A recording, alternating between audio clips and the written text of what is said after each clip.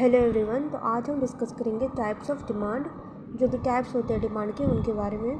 तो पहले देख लीजिए, 3 तरह का होता है। एक प्राइस डिमांड होता है, एक इनकम डिमांड होता है, एक क्रॉस डिमांड होता है। सबसे पहले price demand, that type of demand which is only dependent on the price of the demand, not on income, taste and preferences. ऐसी डिमांड जो कि सिर्फ डिपेंड करता है, जो भी कमोडिटी या गुड्स आप डिमांड कर रहे हैं उसके सिर्फ प्राइस पे, उससे जो कंज्यूमर है उसका इनकम, टेस्ट और प्रेफरेंसेस सब कुछ कांस्टेंट रहता है। सिर्फ डिपेंड करता है कि जो भी गुड है उसका प्राइस कितना है। तो प्राइस अगर बढ़ेगी तो डिमांड उसका कम हो जाएगा। अगर प्राइस बहुत ज़्यादा महंगी हो गई वो चीज़ तो उसका डिमांड कम हो जाएगा, और वही अगर चीज़ सस्ती हो गई, प्राइस कम हो गया, तो उसका डिमांड बढ़ जाएगा। इसीलिए प्राइस और डिमांड में कैसा रिलेशन है? इन्वर्स रिलेशन है। दोनों एक दूसरे के इन्वर्सली प्रोपोर्शन है कि एक बढ़ेगा तो दूसरा घटेगा। लाइक अगर कोई भी चीज़ है, कोई भी ड्रेस है या कोई भी चीज़ है, अगर वो बहुत ज़्यादा महंगी हो गई तो उसका डिमांड ऑब्वियसली कम हो जाएगा, और वही अगर उसकी प्राइस जो है कि कम हो गई, सस्ती हो गई, सेल पे है, तो उसका डिमांड जो है लोग ज़्यादा करने लगेंगे। तो इन दोनों में इन्वर्स रिलेशन है। सिर्फ ऐसी डिमांड जो कि सिर्फ डिपेंड करती है प्राइस पे, उसको कहते हैं प्राइस डिमांड। उसके बाद आता है इनकम डिमांड। इनकम डिमांड क्या होता है? That demand which depends on income of consumer. ऐसी डिमांड जो कि सिर्फ डिपेंड करती है कंज्यूमर के इनकम पे। इसमें क्या हो जाएगा? प्राइस और जो टेस्ट और प्रेफरेंसेस है ये सब सारे कांस्टेंट हो जाएंगे। प्राइस वाले में सिर्फ प्राइस चेंज होगा और सारी चीज़ कांस्टेंट रहेंगी। इनकम में सिर्फ इनकम चेंज होगा और जितनी चीज़ें वो सब कांस्टेंट रहेंगी। इसमें क्या होता है कि इनकम और डिमांड में डायरेक्ट रिलेशन होता है, पॉजिटिव रिलेशन होता है। जैसे कि income is proportion to demand.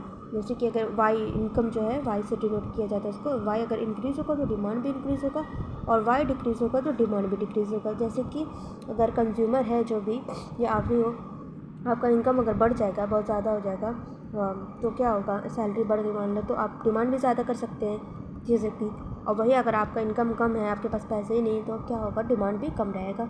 इसलिए दोनों एक दूसरे के पॉजिटिव रिलेटेड है। एक बढ़ेगा तो दूसरा भी बढ़ेगा। इनकम बढ़ रही तो डिमांड में बढ़ेगा, इनकम घटेगी तो डिमांड में घट जाएगा।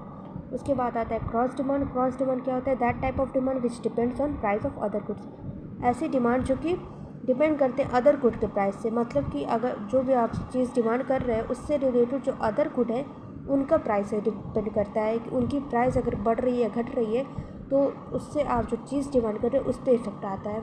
इसमें 3 तरह के आते हैं। सब्स्टिट्यूट्स आता है, एक कॉम्प्लीमेंट्री आता है, एक अनरिलेटेड गुड्स आता है। तो ये चीज़ें पहले भी डिस्कस हो चुकी है। सब्स्टिट्यूट्स कुछ वो होते हैं जो कि एक दूसरे के सब्स्टिट्यूट होते हैं। या कि जैसे कि एग्जांपल है पेप्सी और कोका कोला। यहाँ गलती से पेप्सी लिखा गया है, सॉरी, पेप्सी और कोका कोला।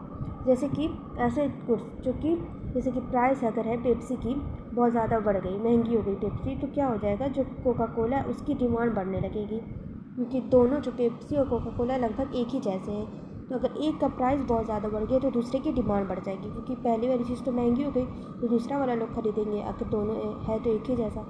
उसके बाद अगर वही उल्टा हो गया, मान लो कोक की प्राइस बढ़ गई तो पेप्सी की डिमांड बढ़ जाएगी। ठीक है, तो दोनों एक दूसरे के सब्स्टिट्यूट्स होते हैं। उसके बाद आता है कॉम्प्लीमेंट्री गुड्स में आता है, जैसे कि शूज़ और सॉक्स। यहाँ एग्जांपल है यहाँ पे, और एग्जांपल लिए थे कार और पेट्रोल का भी। इसमें क्या होता है कि दोनों एक दूसरे के कॉम्प्लीमेंट होते हैं। अगर एक का प्राइस बढ़ेगा तो दूसरे की डिमांड भी बढ़ जाएगी। जैसे कि अगर शूज़ बहुत ज़्यादा महंगे हो गए, प्राइस बढ़ गई, तो सॉक्स की डिमांड कम हो जाएगी, क्योंकि जब शूज़ ही नहीं रहेगा तो लोग सॉक्स लेके क्या करेंगे। अब यहाँ पे एक्सेप्शन है कि ऐसे शूज़ और सॉक्स की बात हो रही जो लोग एक साथ पहनते हैं, ये वाला नहीं कि लोग बिना सॉक्स के जो शूज़ पहन रहे हैं। यहाँ पे जैसे कार और पेट्रोल का भी एग्जांपल लिए थे कि अगर कार का प्राइस बहुत ज़्यादा हो गया, कार बहुत ज़्यादा महंगी बिकने लगी, तो लोग क्या करेंगे? पेट्रोल या डीजल जो है उसका भी प्राइस, उसकी डिमांड कम हो जाएगी, क्योंकि जब लोगों के पास कार ही नहीं है तो वो पेट्रोल और डीजल लेके क्या करेंगे? बिना कार के तो रखेंगे, उसका कोई यूज़ नहीं रहेगा। इसीलिए एक का अगर प्राइस बढ़ता है तो दूसरे की डिमांड भी कम हो जाती है। उसके बाद है अनरिलेटेड गुड्स। इसमें जैसे कि है मोबाइल और ब्रेड। इसमें कोई भी चीज़ है जो दूसरे मतलब ना ही सब्स्टिट्यूट्स होते हैं ना कॉम्प्लीमेंट्री होते हैं। ऐसे गुड्स जो एक दूसरे पे डिपेंड ही नहीं करते हैं, कि एक का प्राइस बढ़े चाहे घटे, उससे दूसरे पे कोई भी फ़र्क नहीं पड़ता है। नो चेंज इन डिमांड है। जैसे कि मोबाइल का प्राइस बढ़ गया तो इससे ब्रेड की डिमांड में कोई फ़र्क नहीं पड़ेगा, उसकी डिमांड उतनी ही रहेगी। और वही अगर मोबाइल का प्राइस भी कम हो गया तो भी उसकी डिमांड में कोई फ़र्क नहीं होगा। ठीक है, वो दोनों एक दूसरे के अनरिलेटेड है, एक दूसरे से रिलेटेड नहीं है। ठीक है, तो ये तीनों टाइप्स है डिमांड की, प्राइस, इनकम और क्रॉस।